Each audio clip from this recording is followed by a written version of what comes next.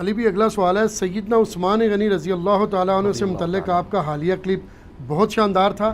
آپ نے بتایا کہ نبی صلی اللہ علیہ وسلم کی 2 بیٹیاں سیدنا عثمان کے عقد میں تھیں، ان کے نام بتا دیں اور یہ بھی بتائیں کہ ان کی اولاد کیا اہل بیت ہے؟ سیدنا عثمان غنی رضی اللہ تعالیٰ عنہ علیہ السلام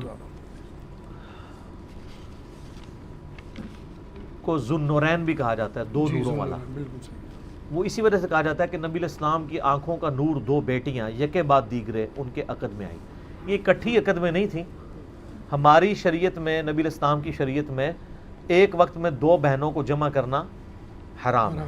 جی ٹھیک ہو گیا۔ قرآن پاک میں سورہ نساء میں بھی ذکر ہے اس کا، اور بخاری مسلم میں بھی موجود ہے۔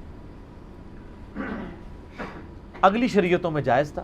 حضرت یوسف علیہ السلام کی والدہ اور باقی جو 10 بھائی تھے ان کی والدہ دونوں بہنیں تھیں، اور ایک ہی وقت میں عقد میں تھیں حضرت یعقوب علیہ السلام کی۔ صحیح۔ اس زمانے میں تھا، اب نہیں ہے یہ۔ تو یہ یکے بعد دیگرے عقد میں آئیں۔ پہلی جو بیوی تھی نا سیدنا عثمان کی بنی، وہ سیدہ رقیہ تھی سلام اللہ علیہا۔ اور جب غزوہ بدر ہوا تھا نا تو وہ سخت بیمار تھی، اس کی وجہ سے حضرت عثمان غنی رضی اللہ تعالیٰ عنہ غزوہ بدر میں شریک نہیں ہو سکے، لیکن نبی علیہ السلام نے آنری طور پہ آپ کو بدری صحابی شمار کیا ہے، کیونکہ بدری صحابی ہونا بہت بڑی فضیلت ہے۔ صحیح بخاری میں حدیث ہے، حضرت جبریل علیہ السلام نبی علیہ السلام سے آ کے پوچھتے ہیں کہ یا رسول اللہ آپ کے صحابہ میں سب سے افضل کون سے ہیں؟ تو آپ فرمایا جو غزوہ بدر میں شریک تھے۔ انہوں نے کہا ہم فرشتوں میں بھی سب سے افضل فرشتے وہ ہیں جو غزوہ بدر میں شریک تھے۔ آپ دیکھ لیں فرشتوں کی افضلیت بھی رسول اللہ کی نسبت کی وجہ سے ہے۔ غزوہ بدر کون تھا؟ نبی علیہ السلام، آپ کے گرد ہی سینٹرڈ ہے نا۔ تو حضرت رقیہ بیمار تھیں تو نبی علیہ السلام نے خود حضرت عثمان کو اجازت دی کہ آپ ان کی تیمارداری کریں، حتیٰ کہ غزوہ بدر میں جو مال غنیمت تھا بخاری میں آتا ہے وہ بھی حضرت عثمان کو نبی صلی اللہ علیہ وسلم نے دیا، تاکہ انشور ہو جائے کہ یہ بدری صحابی ہے۔ ٹھیک ہے۔ خیر پھر اس دوران وہ فوت ہو گئی۔ سیدنا عثمان بڑے غمگین تھے کہ حضور سے میرا رشتہ ٹوٹ گیا۔ پھر آپ علیہ السلام نے جو دوسری بیٹی تھی ام کلثوم، ان کا نکاح سیدنا عثمان کے ساتھ کر دیا۔ وہ بھی نبی علیہ السلام کی زندگی میں فوت ہوئی ہیں، صرف ایک بیٹی آپ کی بعد میں رہی ہیں سیدہ فاطمہ، وہ بھی 6 مہینے بعد فوت ہوئی ہیں۔ تو یہ 2 بیٹیاں سیدنا عثمان کے عقد میں تھیں یکے بعد دیگرے، اس کی وجہ سے ذو النورین ان کو کہا جاتا ہے۔ اور اس کا ذکر اشارتاً نہج البلاغہ میں بھی مولا علی کا ایک خطبہ موجود ہے شیعہ کے ہاں، اگرچہ وہ اس کی تعویل کرتے ہیں لیکن وہ تعویل بنتی نہیں ہے، کیونکہ اس وقت دنیا میں سب سے بڑا رافضی جو نعوذ باللہ سیدہ عائشہ کا نام لے کے ان کے اوپر سب و شتم کرتا ہے اور قنوت نازلہ پڑھتا ہے آج بھی، یاسر الحبیب، جس کو ایران والوں نے ایران سے نکال کے گمراہ ڈکلیئر کیا ہوا ہے، اور مفتی اعظم ایران کے خامنائی صاحب کا فتویٰ ہے کہ یہ گمراہ خبیث شیعہ سے خارج ہے، کیونکہ یہ امہات المومنین کی توہین کرتا ہے۔ یاسر الحبیب جو ہے نا، اس سے ٹی وی ٹاک شو میں، عربی اس کی بڑی اچھی ہے، عربی سپیکنگ ہی ہے، اس سے سوال ہوا ہے کہ حضرت عثمان کے عقد میں نبی علیہ السلام کی جو 2 بیٹیاں تھیں وہ حضرت ختیجہ کے پہلے خاوند سے تھیں یا نبی علیہ السلام کی تھیں؟ ان کا مجھے حضرت عثمان سے سخت اختلاف ہے، لیکن یہ بات ٹھیک ہے کہ حضرت عثمان کی جو 2 بیویاں تھیں وہ حضور کی اپنی ہی بیگوٹن بیٹیاں تھیں۔ ٹھیک ہے۔ یاسر الحبیب اگر مان رہا ہے، جو کوئی موقع نہیں جانے دیتا خلفائے ثلاثہ کے اوپر تان کرنے کا، تو میرا خیال ہے باقی لوگوں کو ویسے ماننا چاہیے۔ ایران والے 4 بیٹیاں مانتے ہیں، یہ پاکستانی ہیں جنہوں نے یہ تماشا لگایا۔ نہج البلاغہ میں بھی مولا علی علیہ السلام نے جو حضرت عثمان کو سمجھانے آئے تھے، جب ان کے گورنروں کی شکایت آئی تھی تو حضرت عثمان کو سمجھاتے ہوئے حضرت علی نے کہا کہ ابو بکر اور عمر سے زیادہ ذمہ داری تم پہ آتی ہے، کیونکہ تم نبی علیہ السلام کی دامادی کے شرف سے بھی وابستہ ہو، لہٰذا اگر تم پہ کوئی حرف آتا ہے نا تمہارے گورنروں کی وجہ سے تو تمہیں زیادہ کانشیس ہونے کی ضرورت ہے۔ تو اس موقع پہ حضرت علی نے داماد رسول کہا، اور یہ خطبہ آج بھی مولا علی کا خطبہ نہج البلاغہ شیعہ کی کتاب کے اندر موجود ہے۔ میرا جو کلپ ہے 22 رجب کے کنڈوں پہ، اس میں ہم نے اس کا JPG بھی دکھایا ہے نہج البلاغہ سے۔ اچھا، مجھے اب ضمناً یہاں پہ ایک مزے کی بات یاد آ گئی۔ میرے YouTube پہ حضرت عثمان کے بارے میں بہت کلپ ہے۔ ایک کلپ ہے حضرت عثمان سے متعلق 3 جھوٹ۔ اب پچھلے دنوں جو ہوا سیدنا عثمان خلیفہ راشد اور صابر، وہ کلپ بھی چڑھا۔ ایک حدیث ہے سیدہ رقیہ کا جو کہ ذکر آیا تو مجھے وہ یاد آ گئی، لیکن میں اس سے پہلے کلیئر کر دوں کہ یہ جو 2 بیٹیاں تھیں نا سیدنا عثمان کی، ان دو بیٹیوں سے کوئی اولاد آگے چلی نہیں ہے، بچپن میں ہی فوت ہو گئی، لہٰذا نبی علیہ السلام کی جو اولاد ہے وہ صرف سیدہ فاطمہ سے ہے، باقی تینوں بیٹیوں میں سے کسی کی اولاد اس طریقے سے آگے چلی نہیں۔ سیدہ زینب کی ایک بیٹی تھی امامہ۔ اب رہا اہل بیت کا معاملہ، تو چونکہ اب بیٹیاں آگے چلی، اولاد ہی نہیں چلی ہے، لہٰذا اب اہل بیت والا معاملہ تو ختم ہی ہو گیا، حضرت عثمان کی اولاد تو اہل بیت بنے گی نہیں کیونکہ بیٹیوں سے آگے اولاد چلی نہیں ہے۔ اگر وہ ہوتی بھی تب بھی ان کے اوپر اہل بیت کا لفظ بولنا مشکل ہے۔ اس کی وجہ یہ ہے کہ اہل بیت کی جو ڈیفینیشن کی ہے نا نبی علیہ السلام کے خاندان والوں کے حوالے سے، زید ابن ارقم نے صحیح مسلم کے اندر اوپر تلے 4 حدیث ہیں غدیر خم کی جو قرآن و اہل بیت والی، اس میں زید ابن ارقم سے جب وہ تابعین پوچھتے ہیں کہ یہ اہل بیت کون ہے، تو انہوں نے کہا کہ یہ اہل بیت ہے آل عقیل، آل علی، آل عباس اور آل جعفر۔ آل فاطمہ نہیں کہا انہوں نے، آل علی کہا۔ تو یعنی مرد والا ایک فیکٹر بھی ڈومیننٹ دیکھا جائے گا، نبی علیہ السلام کی خاندان یعنی بنو ہاشم میں سے کون ہے۔ اب چونکہ سیدنا عثمان بنو ہاشم میں سے نہیں تھے، وہ بنو امیہ میں سے تھے، لہٰذا اگرچہ ان کی شادی بنو ہاشم میں ہوئی لیکن ان کی اولاد کے اوپر اہل بیت کا لفظ بولنا مشکل ہے۔ وہ بیٹیاں تو ضرور اہل بیت ہیں لیکن ان بیٹیوں کی اولاد اہل بیت میں شمار نہیں ہونی تھی، لیکن پریکٹیکلی تو ہے ہی نہیں ہے اولاد، لہٰذا یہ جھگڑے ہی ختم ہے۔ اس لیے میں اس طرف لے کے نہیں جانا چاہتا، میں آپ کو صرف بتا رہا ہوں کہ صحابہ کرام کے نزدیک نبی علیہ السلام کی جو آل ہاشم میں سے جو اولاد چل رہی اسے اہل بیت شمار کیا جاتا ہے۔ سیدہ رقیہ کے حوالے سے مجھے یاد آیا، بخاری اور مسلم دونوں میں حدیث ہے،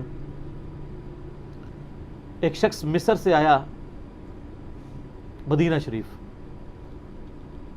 اور اس نے کہا کہ تم میں کو بڑے شیخ ہیں، ہم ان سے ملنا چاہتے ہیں۔ تو لوگوں نے عبداللہ بن عمر کی طرف اسے بھیج دیا کہ یہ ہمارے بڑے شیخ ہیں۔ تو یہ بات حضرت معاویہ رضی اللہ تعالیٰ عنہ کے دور کی، یعنی حضرت علی بھی فوت ہو چکے ہیں، حضرت عثمان بھی فوت ہو چکے ہیں، ابوبکر ساری۔ تو اس نے آ کے پوچھا مصری نے کہ یہ بتائیں کہ کیا حضرت عثمان غزوہ احد میں بھاگے تھے؟ تو عبداللہ بن عمر نے کہا کہ ہاں بھاگے تھے۔ اچھا، اس نے کہا شیخ صاحب یہ بتائیے کہ کیا حضرت عثمان غزوہ بدر میں بھی شریک نہیں تھے؟ عبداللہ بن عمر نے کہا ہاں غزوہ بدر میں بھی کوئی نہیں تھے۔ ساری نیگیٹو باتیں وہ پوچھ رہا تھا، ٹھیک ہے۔ تو اس نے کہا کہ اچھا یہ بتائیے صلح حدیبیہ کے موقع پہ بھی وہ جو درخت کے نیچے بیعت کرنے والے لوگ تھے ان میں بھی حضرت عثمان نہیں تھے؟ تو عبداللہ بن عمر نے کہا ہاں ادھر بھی نہیں تھے۔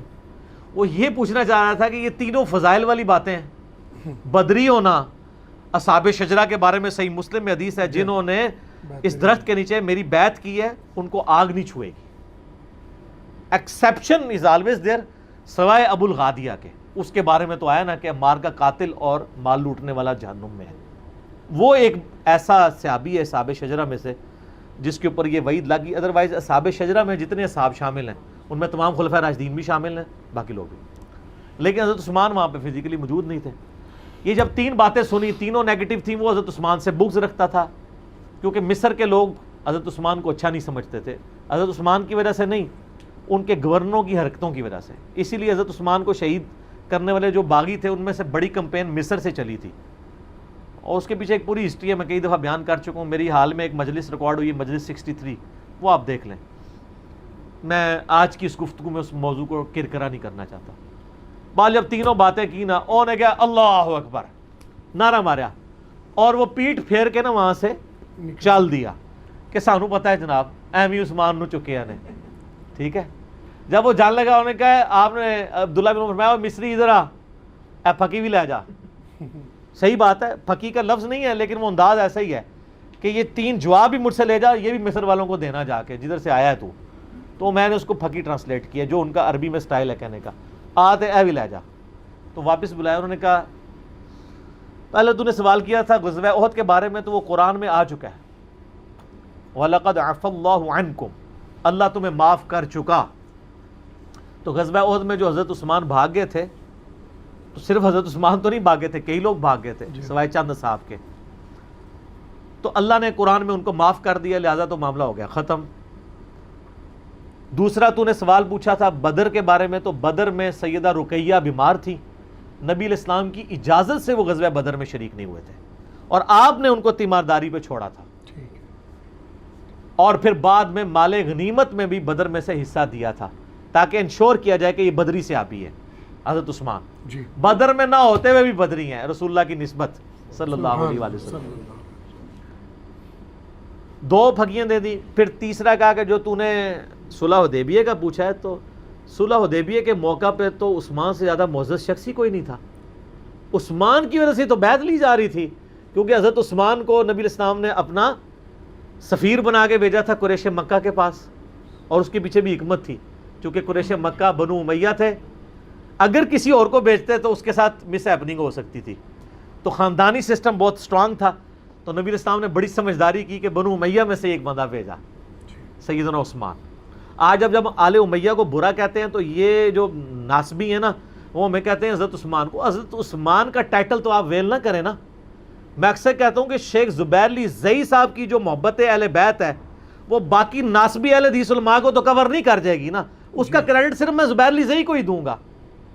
یزید کو رحمۃ اللہ علیہ کہنے والوں کو تو کریڈٹ میں زبیر علی زئی کی محبت اہل بیت کا تو نہیں دے سکتا، لہٰذا سیدنا عثمان کی جو دین کے لیے کنٹریبیوشن ہے اس کا کریڈٹ میں پوری آل امیہ کو کیسے دے دوں، یا حضرت عمر بن عبدالعزیز کی دین کے لیے کنٹریبیوشن کا کریڈٹ میں پوری آل امیہ کو کیسے دے دوں، وہ تو انڈیویجولز تھے نا، ان کے پیچھے تو نہ آپ اپنے لوگوں کو چھپائیں۔ تو انہوں نے کہا حضرت عثمان کو نبی السلام نے بھیجا تھا تو ان کی شہادت کی خبر لیک کر دی، کیونکہ ان زمانوں میں علم غیب نہیں ہوتا تھا، اگر علم غیب ہوتا تو یہ شہادت کی خبر ہی نہ مشہور ہوتی۔ تو نبی علیہ السلام کو جب خبر پہنچی، اللہ کی طرف سے وہی کوئی نہیں آئی ہوئی تھی، اس لیے ظاہر نبی علیہ السلام تو اجتہاد ہی کرتے تھے کہ عثمان کو شہید کر دی، کیونکہ کافی دن گزر گئے تھے۔ ادھر بھی حضرت عثمان کی آپ ذرا کمٹمنٹ دیکھیں، مکے میں گئے ہیں، آل امیہ نے کہا کہ چلو تم تو آئے ہوئے عثمان، تم ہی طواف کر لو، انہوں نے کہا نا، نبی علیہ السلام نہیں طواف کرنے کے لیے تم ان کو آنے دے رہے، میں نہیں طواف کروں گا، کعبے کی نسبت بھی رسول اللہ کی وجہ سے، اور چلے گئے۔ انہوں نے کہا میں طواف کعبہ نہیں کروں گا، جب نبی علیہ السلام کو تم نہیں آنے دے رہے ہو تو میں اکیلا کیوں طواف کر کے چلا جاؤں۔ حالانکہ یہ وہ لوگ ہیں جن کو 6 سال ہو گئے مکے سے نکالا ہوا ہے اور مکے کی محبت ان کے دل کے اندر ہے، لیکن نسبت اللہ اور اس کے رسول کی ہے عز و جل و صلی اللہ علیہ وآلہ وسلم۔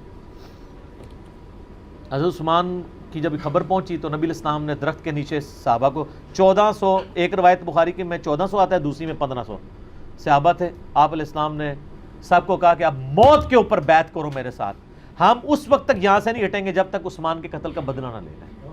پیچھے خبر مشہور ہو گئی، انہوں نے حضرت عثمان کو روک لیا ہوا تھا کوئی مذاکرات کرنے کے لیے، تو اندر سے ڈرپوک تھے، تبھی تو پیس ٹریٹی کے اوپر آمادہ ہو گئے تھے۔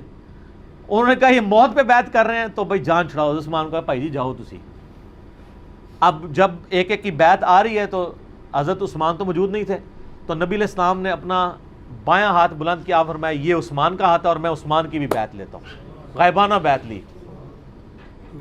تو انہوں نے کہا تم کہتے ہو صحابہ شجرہ میں شامل نہیں تھا، عثمان تو اس دن اتنا معزز تھا کہ رسول اللہ نے اپنے ہاتھ کو عثمان کا ہاتھ قرار دے کے اس کی بھی بیعت لی تھی، وہ بیسیکلی انہی منوسوں کے لیے لی تھی تاکہ کل کو جواب دیا جا سکے کہ حضرت عثمان صحابہ شجرہ میں شامل ہیں، اور رسول اللہ نے ان کو آنری طور پہ شامل کیا ہے، ٹھیک ہو گیا۔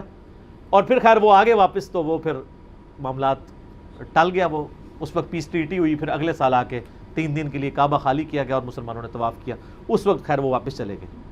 تو یہ سیدہ رقیہ کی وجہ سے مجھے یاد آ گیا کہ اس میں وہ بدر والا بھی معاملہ تھا کہ سیدنا عثمان شامل نہیں ہوئے تھے، ٹھیک ہو گیا۔